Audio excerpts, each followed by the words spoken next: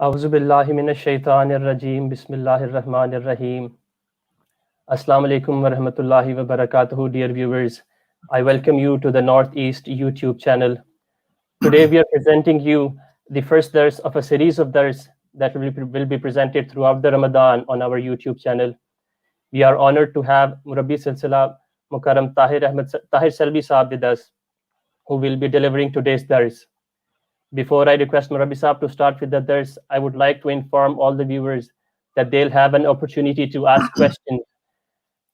There's a number, the phone number will be shown on the bottom of the screen during the dars. You can send in your questions on that through WhatsApp. With that, I would now request Murabbi Saab to please start with the dars. Assalamu alaikum. Amma ba'du fa'uzu billahi minash shaitanir rajim. Bismillahir rahmanir rahim. Today the dars will be on Surah Al-Mu'minun, which is chapter 23, part 18, and the first few verses. Bismillahir rahmanir rahim. Qad aflahal mu'minun alladhina hum fi salatihim khashi'un. In the name of Allah, the most gracious, ever merciful. Surely success does come to the believers who are humble in their prayers.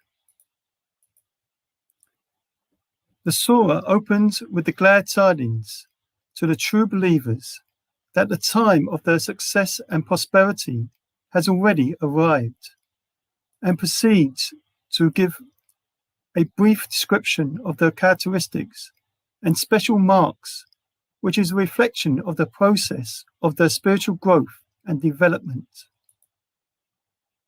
The 7 stages in the spiritual journey of a true believer has been explained by the second Khalifa, Hazrat Mirza Bashiruddin Mahmud Ahmad Razallahu Anhu, in his commentary of the Holy Quran. Hazrat Mirza Ghulam Ahmad alayhi salam has said, "One should supplicate before Allah the Exalted in extreme emotion and passion, saying, just as you have endowed us with the various pleasures of fruit and other things, let me once taste the pleasure of prayer and worship as well." Bismillahirrahmanirrahim. Qad aflahal mu'minun. Surely success does come to the believers. The verse refers to believers of a very high spiritual caliber, whose characteristics and special marks have been mentioned in the verses that follow. Such believers will achieve falah, success, and not only najah, salvation, because the achievement of falah is a much higher spiritual state than the attainment of najah. Allazina hum fi salatihim khashi'un, who are humble in their prayers. With this verse begins a description of the conditions which a believer must fulfill before he should aspire to attain success in life and achieve the supreme object for which God has created him. These conditions may be regarded as so many stages in the spiritual development of man. The first stage in this journey of the human soul is that a believer turns to God in all humility, overawed by divine majesty, and with a repentant heart and humbled soul. Our prayers are our means to talk to God, seek His forgiveness, and praise Him, thus develop our relationship with God. Our beloved Hazur, may Allah always be his helper, told us in this week's Jummah Khutbah about the condition for prayers to be accepted. He said, "There are many of us who pray on the surface, but then think that God is bound to hear and fulfill our prayers, and then become sad when the prayers are not answered." What must be realized is that we must first strengthen our faith and relationship with God and analyze ourselves to see whether or not we are acting upon His commandments. We must see whether we are steadfast, or do we falter at the slightest hardship or trial. Hazur has continued to say, God does hear our prayers, but he is not bound by our desire and does not need to fulfill our prayers exactly as we desire. The philosophy of the acceptance of prayer is that God knows what is best for us. Hazrat Mirza Ghulam Ahmad alayhi salam has said, one should always remember that humility and anguish alone is not enough for prayer to be accepted, for it also requires righteousness, purity, truthfulness, perfect certainty, perfect love, and perfect attention. Moreover, it is also essential that the object prayed for should not be against the welfare of the supplicant or the one on whose behalf he prays, both in this world and in the hereafter.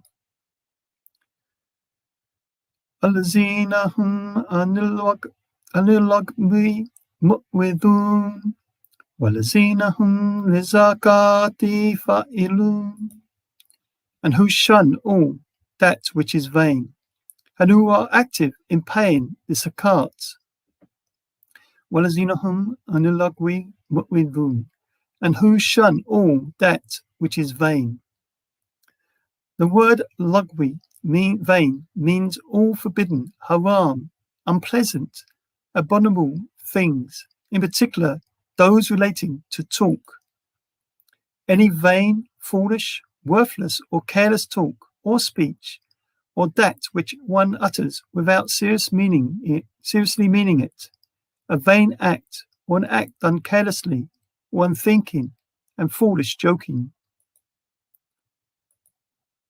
The second stage consists in the avoidance of all vain talk and thoughts, and also of idle, vain, and futile actions.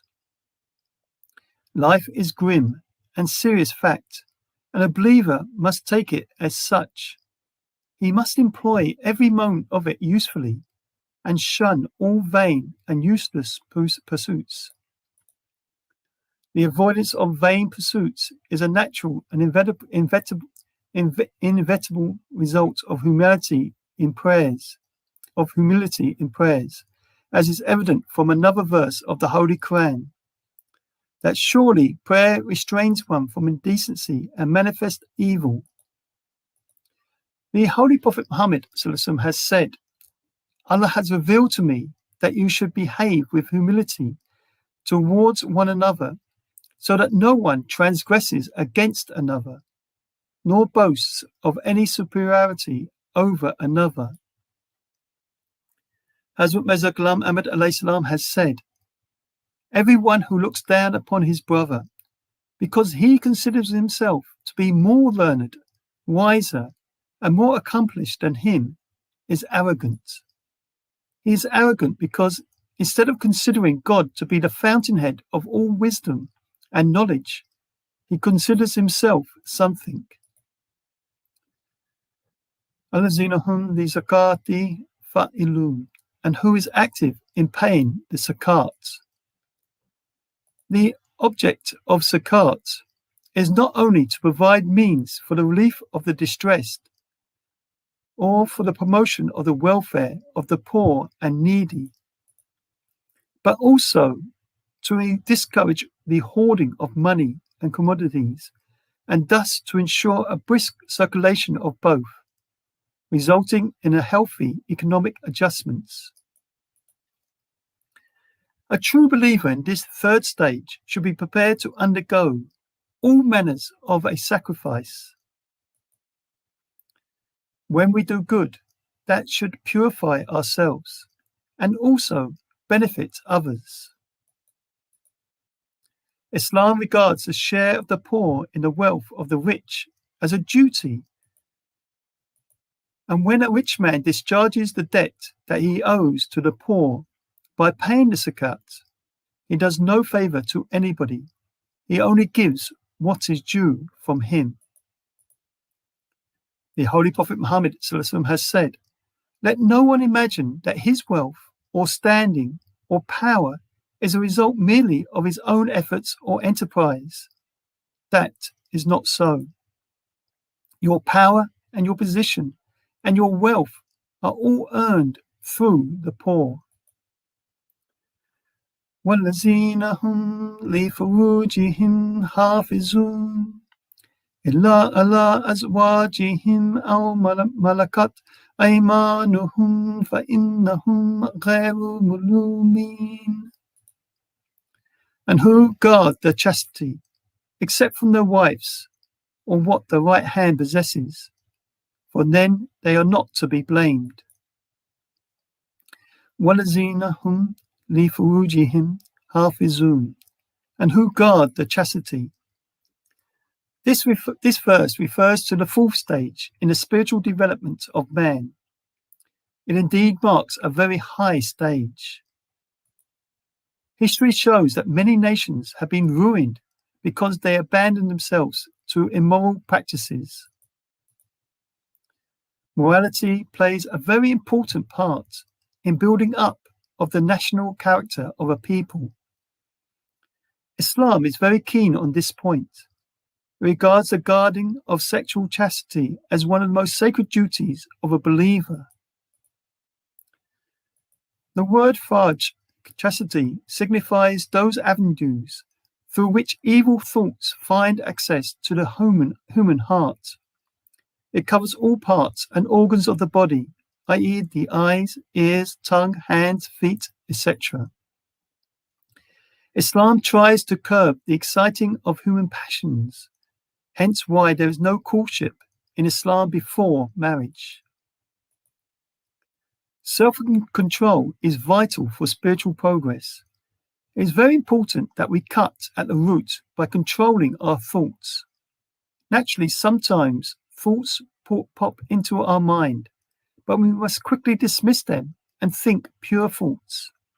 To help us guard against bad thoughts, women have been asked to cover themselves. Except our wives or the servants in the house, who you will be constantly meeting.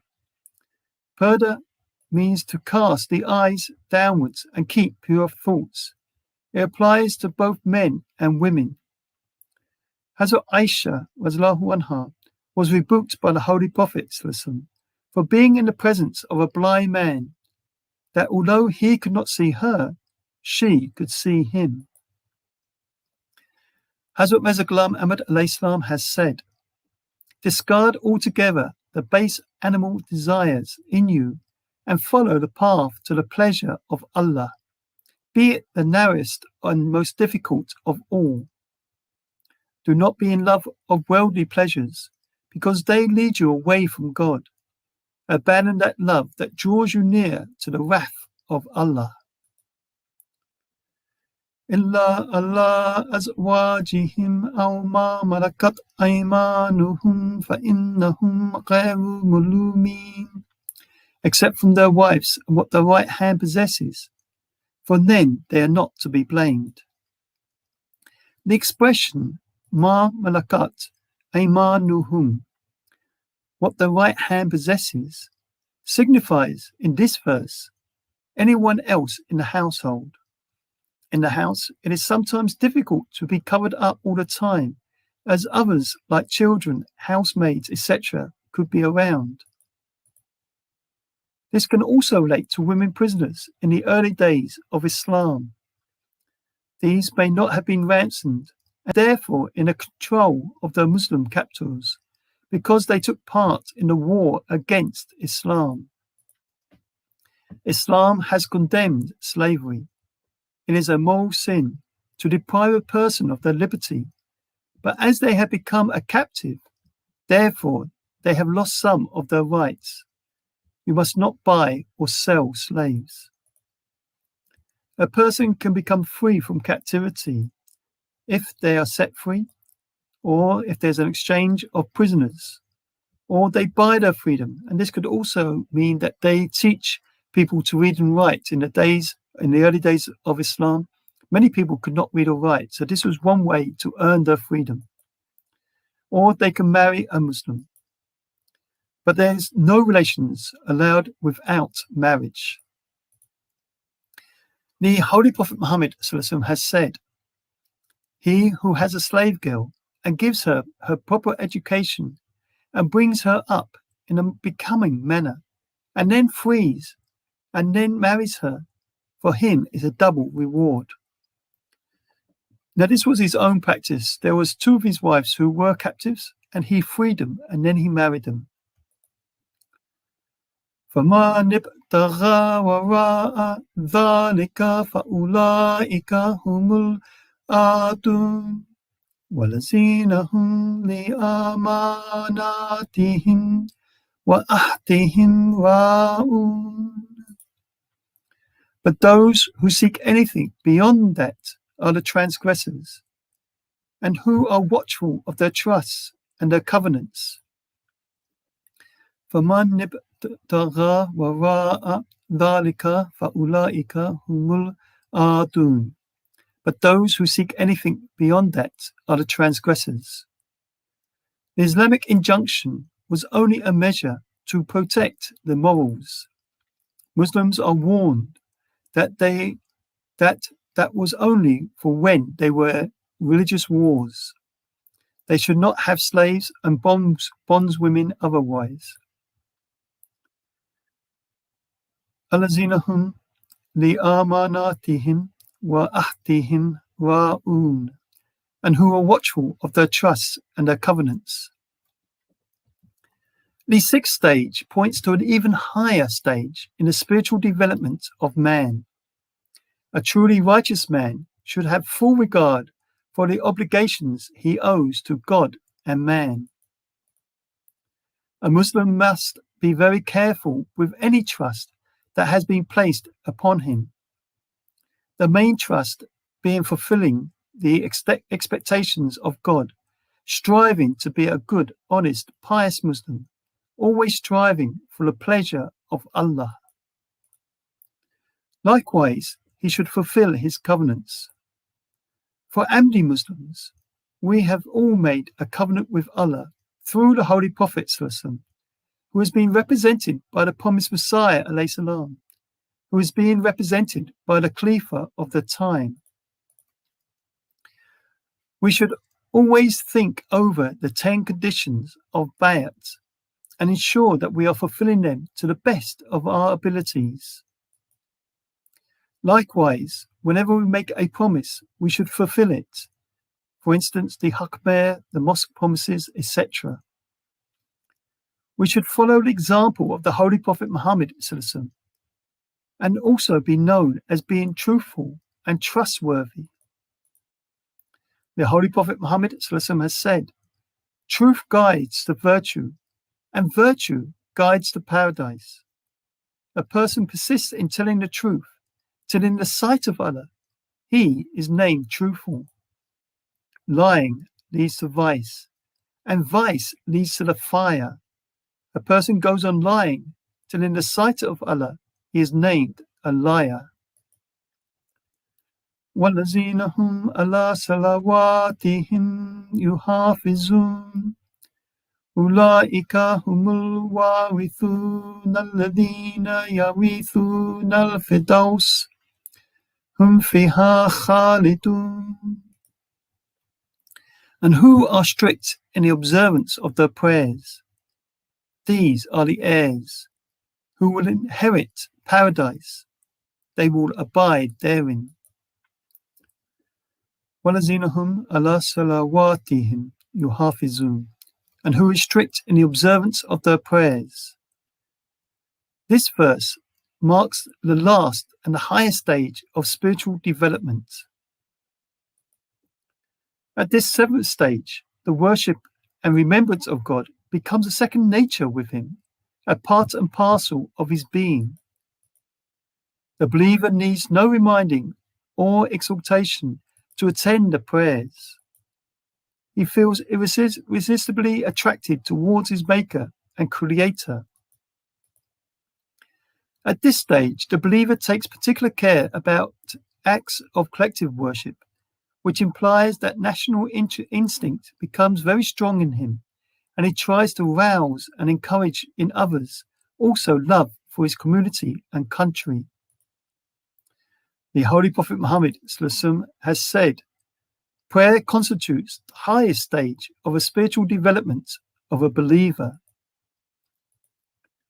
A believer attains to this stage that God descends upon his heart and he becomes at one with him. The word salat is in the plural, which shows that the believer is not only strict in his own prayers, but urges others as well. The word hafiz, safeguard or observe, means they pray regularly at the correct time. They pray in congregation. They pray with complete humility and concentration, pondering over the meaning and understanding. They pray not only the 5 daily prayers, but also the Nafil prayers, particularly the Tahajjud prayer. The Holy Prophet Muhammad has said, you should offer Tahajjud prayers regularly, as this was the way of the earlier saintly people, and this is the way to achieve nearness to God. Furthermore, this habit of offering Tahajjud prayer safeguards you from sin, repels evil, and protects you from physical afflictions. Ulaika humul warithun. These are the heirs. This is a wonderful promise for a believer who, having reached the highest stage in their spiritual development, has been promised paradise. Alazina yurithu nal fidaus fiha khalidun, who will inherit paradise, they will abide therein. Fidaus, paradise, means the highest. All Muslims, we should not settle for just pass an exam, etc., but also aim for the Fidaus, the highest position.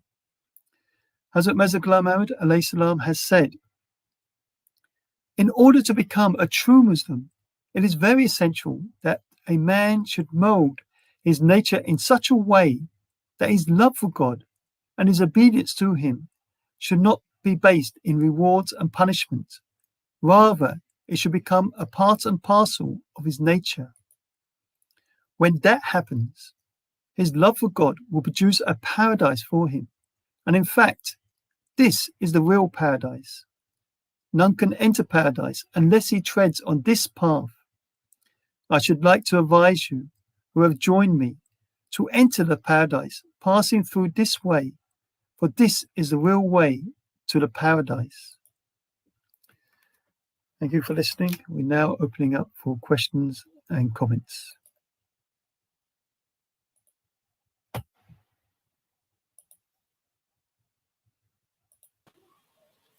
Jazakumullah, Rabbi Sahab. I request my viewers, if they have any questions, our mobile number is being displayed on your screen. They can send in their questions. Rabbi Sahab, we've got one question here. You mentioned about slavery. Slavery is not allowed, but somebody wants to know that, while slavery is not allowed, but we still see that, at the time of Prophet Muhammad Sallallahu Alaihi Wasallam, they used to deal with slaves, and during wars, the people who were captured, they were made slaves. So they just wanted some clarification on that. Yeah, of course, slavery obviously is forbidden in Islam, but it's a slow process. And of course, at the time, the pre-Islamic times, there was many slaves, and it was weaning them out. There were different ways in which to wean them out. Now, of course, during wars, more people were captive and they became the slaves as such. So it was an ongoing process, but the idea was to remove slavery completely. And so this is what the Holy Prophet was working to. And this is why I gave these different ways, in fact, where you can remove the slavery. So there were many ways. I mean, sometimes, obviously, for a Muslim, he gets blessings by just freeing a slave and say, okay, you're free, you just go. And many Muslims in the early days, they did this. Another way, which of course is still used these days for captives, is to then exchange them for other prisoners. So this was also one method. Another way, of course, was to buy the slavery.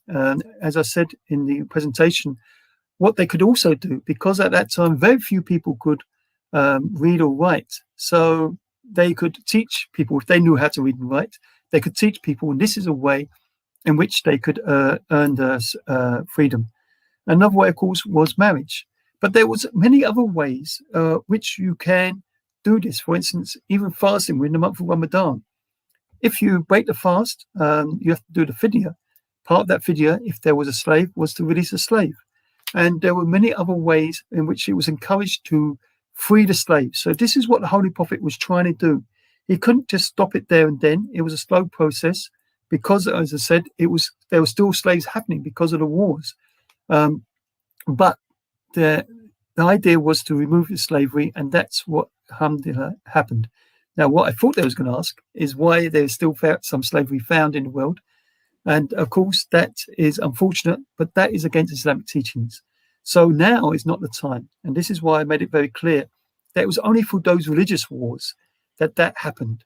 But this is not the time for religious wars. So now there should not be any slaves. And if anybody is having slaves now, then that is wrong. That's against Islam. So this was the process to try to wean it out slowly so that slavery was abolished. Jazakallah. We got one more question. One of our members wants to ask, if two people do not live in one house, but they do meet on daily basis for family matters, what are the limits for parda? So it's not very clear if they're related or not, but... Yeah, I mean, basically, parda needs to be observed against anyone that you can marry. That's the easiest way of looking at it. So if there's anybody in the family that you can marry, then you have to observe parda. So you don't observe parda only in those people that you don't have to marry, your parents and things like this, and obviously husband and so on and so forth, children and things like this. So parda should be there, and you should observe that. And there's different types of parda, because parda is also for man. And the parda for the man is to keep the eyes cast downwards and also be modestly dressed. So you should try to avoid any contact with women if you're a man. And if at like work and things like that, where you've got no choice, then you try and keep that balance. And this is why we don't actually shake hands, because the fourth Khalifa, Rahmullah, he described it very nicely like it's two live wires touching. They create a spark. So when you shake hands, that creates a spark. And that's the whole purpose of shaking hands, is to remove that that hostility or that bad feelings and make that friendship. So this is why we say for Muslim men, they should not shake the hands of a Muslim woman. They can shake the hands of men, women can shake hands of women, but not for the opposite sex. So you have to observe parda as best you can. So even in the workplace, keep distance as much as possible. Obviously, not too far because you're working together, but try to avoid it. And if the warning signs come up, and this is what I also mentioned in the presentation, that if something pricks your conscience, and if you're aware that you're starting to have feelings for someone, then that warning's there. You don't wait until that grows and develops. You be strict in it. You try to avoid being alone together and talking to each other and so on and so forth, because you already know that these feelings are there. So it's important that we've got this responsibility. And this is why Islam forbids courtship, avoiding all ways of being together. And you should never try to be alone with another woman. Always try and make sure that there are other people in the room, if that's the case.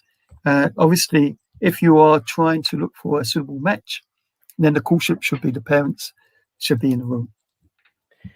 Jazakallah, Rabbi Sahab. We've got one more question there. Why did the Prophet Muhammad sallallahu alaihi wasallam marry these two slaves? Was it just to set them free from slavery? And no, of course, there's many reasons you marry women, but these slaves became into his possession. Obviously, most of the slaves were there, but he set them free because he wanted to marry them. Setting that example was one of the reasons, but obviously they had other reasons. And one of these, I mean, one was a Jewish lady, and I think both of them actually, he wanted to do it. The main reason he wanted to do it was to build up the relationship with that particular tribe that they had fighting with. And this is what happened, that when he married them, then that removed the hostility with the tribes. So this was always his goal, to look for peace, look for ways for peace. And this is why many of his marriages was for this reason. But of course, he was setting an example, and examples was to marry married divorcees, to widows, for freeing slaves, and so on and so forth. So he set that example to show also the Muslims at that time that I'm doing it, you should also do this. Any other questions? Jazakallah. I'm just looking at someone. So there's one question. What's the difference between a Muslim and a Mu'min? Who's a Muslim and who's a Mu'min? Right, a Muslim means literally one who submitted to God. So anyone who submitted to God is a Muslim. This is why the Holy Quran says that Adam was a Muslim, Abraham was a Muslim, Jesus was a Muslim, because they all submitted to God. And this is the real thing. Abraham, of course, he was Hanif. He was ever inclined to God. And so anyone that puts God first, he's a Muslim. A Mu'min means one who believes. So again, it's important now that you also believe in the faith. So you can be a Muslim, as I said, submit to God and not believe in the faith. But a Mu'min is one who believes in the faith, believes in Islam. So that's basically the difference. But otherwise, it's much the same. Jazakallah, Rabbi Sahab. One more question there. What is the correct way what is the correct way to do parda from first cousins? Should the girl wear scarf even if they know each other from childhood? They want to know what happens. This usually happens in the joint family system. So how do they do parda with each other? Obviously, you can marry a first cousin. So as I just said, this is the general rule. The easiest way to know this, that if you can marry that person, you've got to observe parda. Now, of course, for children, I mean, in the early days, before we had mobile phones, often we send the children onto the women's side to call the wife and so on and so forth. Now, alhamdulillah, with the mobile phones, we can ring them, text them. Usually takes about 3 to get my wife to actually come out. But anyway, so with, like I say, in the family, sometimes as youngsters, you're growing up together, you know each other, you play together, and so on and so forth. Then suddenly you come to this age where now you're starting to mature, you're starting to develop, and you need to start wearing purdah.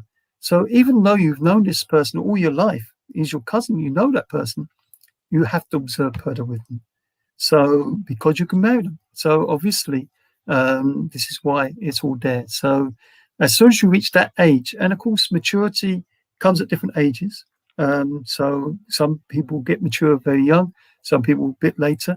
But generally, we say that once you've reached the teens years, you should be starting to observe purdah, maybe even before that on some women. Jazakallah, Rabbi Sahab. I think that were all the questions that we had for now. Jazakallah again. I think the points that you have touched during your dars, the points for the Mu'mineen, I think we already know those points, but that this has provided us, this has refreshed our minds, especially in the month of Ramadan. What should us all be aiming for? Jazakallah, Rabbi Sahab. With that, I think we can conclude our dars. Before I request Rabbi Sahab for the silent prayer, I would like to inform all our audience that our next dars would be next Sunday, which would be the 25th of April, 1 hour before the iftar. So please join us on this YouTube channel for this live dars. With that, Rabbi Sahab, I would ask you to please lead us all in silent prayer. Okay, all right. Bismillah.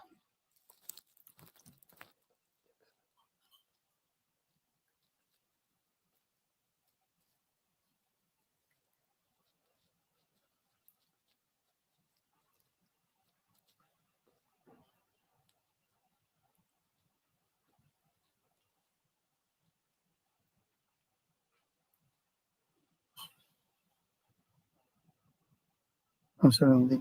Ameen. Ameen. Jazakumullah. Assalamu alaikum wa rahmatullahi wa barakatuh. Welcome, Islam.